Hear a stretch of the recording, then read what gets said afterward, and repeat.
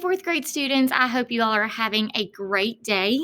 Today is your last day with Miss Floyd, and we are going to finish up reading chapter 18. So we are at the top of 291, and we are going to read until 299. I'm not sure what I was expecting. Pearly gray gates or a big black portcullis or something, but the entrance to the underworld looked like a cross between airport security and the Jersey Turnpike. There were 3 separate entrances under one huge black archway that said, "You are now entering Erebus." Each entrance had a pass-through metal detector with security cameras mounted on tops. Beyond this were toll booths manned by black-robed Gauls like Charon. The howling of the hungry animal was really loud now, but I couldn't see where it was coming from. The 3-headed dog, Cerberus, who was supposed to guard Hades' door, was nowhere to be seen. The dead queued up in the 3 lines, 2 marked attendant on duty. The dead queued up in 3 lines, 2 marked attendant on duty, and the 1 marked easy death. The easy death line was moving right along. The other 2 were crawling. "What do you figure?" I asked Annabeth. "The fast line must go straight to the asphaltal fields." She said, "No contest. They don't want to risk judgment from the court because it might go against them." "There's a court for dead people?" "Yeah, 3 judges. They switched around who sits on the bench. King Minos, Thomas Jefferson, Shakespeare. People like that. Sometimes they look at life and decide that person needs a special reward. The Fields Elysium. Sometimes they decide on punishment, but those people, well, they just lived. Nothing special, good or bad, so they go to the asphaltal fields." "And do what?" Grover said. "Imagine standing in a wheat field in Kansas forever." "Harsh," I said. Not as harsh as that," Grover muttered. "Look." A couple of black-robed Gauls had pulled aside one spirit and were frisking him at the security desk. The face of the dead man looked vaguely familiar. "He's that preacher who made the news, remember?" "Oh, yeah, I did remember. We'd seen him on TV a couple times at the Yancey Academy dorm. He was this annoying televangelist from upstate New York who'd raised millions of dollars for orphanages and then got caught spending the money on stuff for his mansion, like gold-plated toilet seats, an indoor putt-putt golf course. He died in a police chase when his Lamborghini for the Lord went off a cliff." I said, What are they doing to him?" "Special punishment from Hades," Grover guessed. The really bad people get his personal attention as soon as they arrive. The kindly ones will set up a eternal torture for him. I thought of the Furies. The thought of Furies made me shudder. I realized I was in their home territory now. Old Miss Dodds would be licking her lips with anticipation.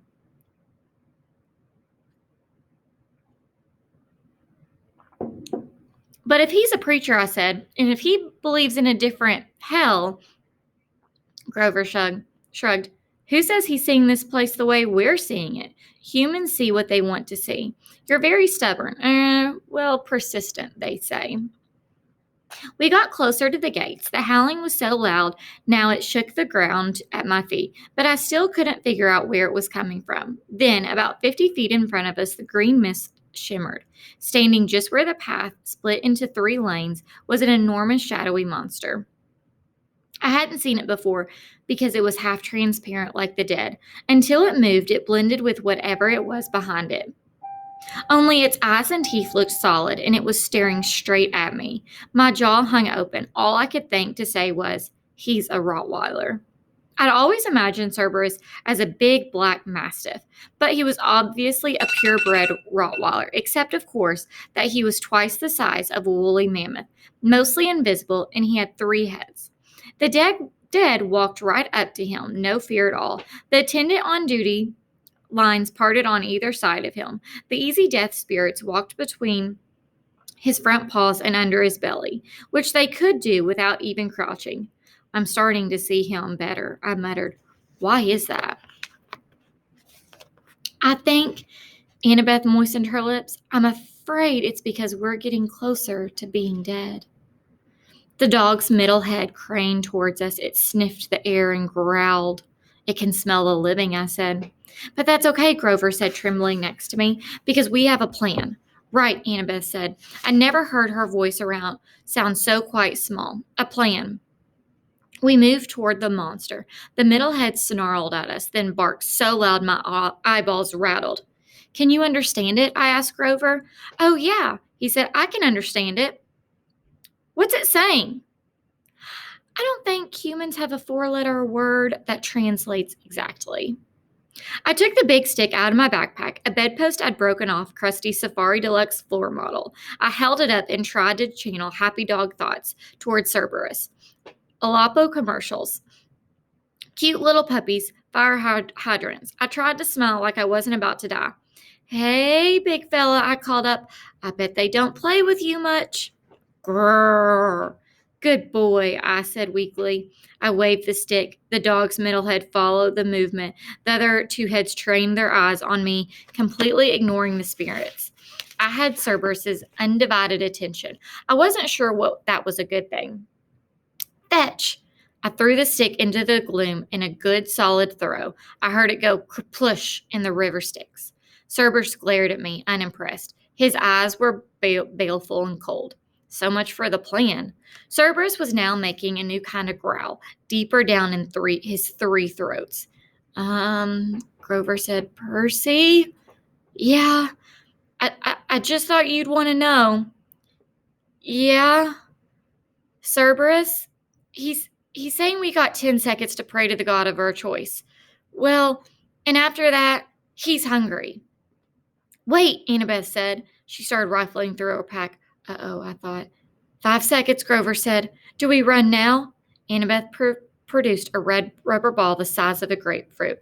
It was labeled Waterland, Denver, Colorado. Before I could stop her, she raised the ball and marched straight up to Cerberus. She shouted, See the ball? You want the ball? Cerberus, sit. Cerberus looked as stunned as we were, all three of his heads cocked sideways, 6 nostrils dilated. Sit, Annabeth called again. I was sure that at any moment she would become the world's largest milk-bone dog biscuit. But instead, Cerberus licked his 3 sets of lips, shifted on his hunches, and sat immediately, crushing a dozen spirits who'd been passing underneath him in the easy death line. The spirits made muffled hisses as they dissipated, like the air let out of the tires. Annabeth said, Good boy. She threw Cerberus the ball. He caught it in the middle mouth. It was barely big enough for him to chew, and the other head started snapping at the middle, trying to get the new toy. Drop it, Annabeth ordered. Cerberus' head stopped fighting and looked at her. The ball was wedged between the two of his teeth like a tiny piece of gum. He made a loud, scary whimper, then dropped the ball.